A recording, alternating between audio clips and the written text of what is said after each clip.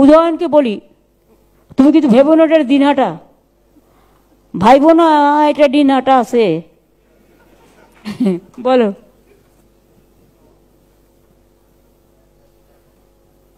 আমি দুর্মুখ বলে দিদি আমাকে একটু এই ব্যাপারে ভয় পান।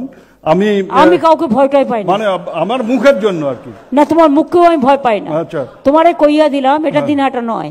আমি একটা কথা বলি দিদি, আমি এনাদের সবার বক্তব্য শুনেছি, খুব ভালো লাগছিল যে আপনার প্রশংসা করছিলেন, আপনি এদের কত সাহায্য করেন সেগুলো বলছিলেন। ঠিক পাল্টা যদি সাহায্যটা ওনাদের পক্ষ থেকে আপনার দিকে আসে না, তাহলে মনে হয় আরো ভালো হবে। কারণ আপনাকে ধরে রাখতে পারলেই ইন্ডাস্ট্রি এগোবে, উত্তরবঙ্গ এগোবে। কিন্তু এই জায়গাটায় খানিকটা ঘাটতি আছে, সেটা ওনাদের ভাবতে হবে।